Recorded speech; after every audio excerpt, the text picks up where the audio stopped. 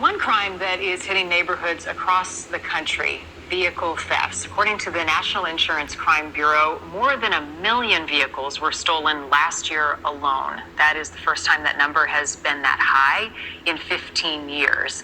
There is a man based in Oregon who saw this as a real problem and is doing something about it.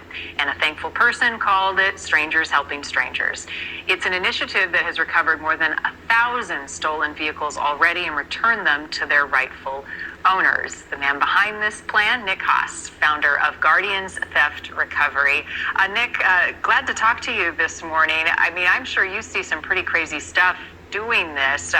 Walk me through the process of, one, how you locate the vehicles and how you recover them and return them safely. Well, I mean, we've been at this now for 2 years officially in Portland, and we've been able to develop rapports and develop pretty good neighborhood maps of areas where vehicles are frequently found, either abandoned or in use or occupied. And for the most part, a lot of it kind of stems off of social media. You know, folks are reaching out to us through our Instagrams, our TikTok, our Facebook page, and we're doing our best to help them track down their vehicles. And unfortunately, in a lot of these senses, a lot of these situations, we're really seeing this boil down to two major problems. And one, the biggest one I would say would be addiction.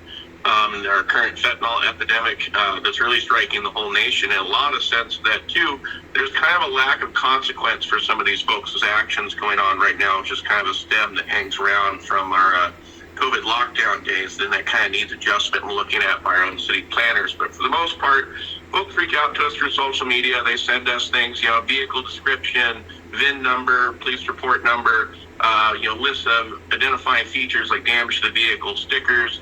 And usually, we have anywhere from 10 to 12 people combing the streets, either during the day or during the night from our group. And, we know what areas we need to look. For the most part, a lot of vehicles are being found relatively quick. Our particular group has seen a significant upswing in the number of recoveries and a shortened length of time where that vehicle is missing.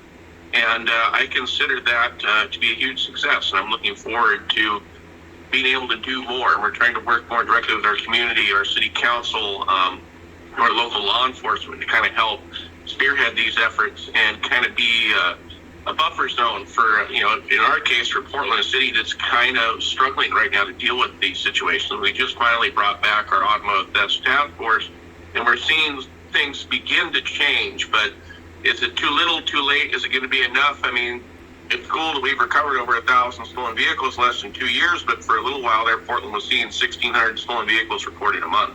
Wow. 1,000 in 2 years isn't enough, but it's an effort and it's a start. Yeah, but what do police think about what you're doing? Are you actively working with them? I mean, how do they feel about it? Because it could be dangerous depending on where you show up and how you recover some of these.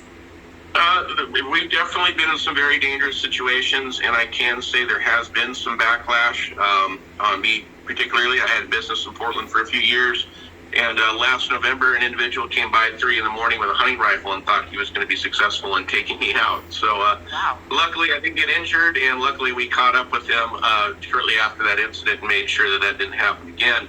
But for the most part, the police in Portland are very grateful for our extra assistance and help. And even, sometimes we get phone calls from them when there's situations where they need a hand, or we just show up sometimes. We had an incident last year in Portland where a car was stolen from an auto parts store with the owner's 6-year-old daughter asleep in the back seat. And when we saw the news broadcast, I sent out an all-points bulletin to my guys, like, hey, all hands on deck. And we showed up at the scene of the crime, 30 people deep in cars, on motorcycles, bicycles, and worked with Portland police to canvass the city until the little girl was found. And we're just grateful to be able to contribute and help our community right now is definitely in need. Most of our guys are veterans, and they love being able to do something directly for their community that makes them feel good, and they feel like they're providing a valuable service again like they already have for their country. And they go out there and they do this for no financial compensation, nothing more than to restore just a little bit of faith in humanity. And I think that really is where it boils down to, giving people hope and faith that things can change. Yeah, doing it for the right reasons. Finding cars, saving lives in the process. It sounds like Nick Haas, Guardians Theft Recovery. Thanks for what you're doing. I hope you find a lot of cars. I know that the owners of those cars like to have them returned, and we don't want them stolen in the first place. So appreciate you highlighting the issue.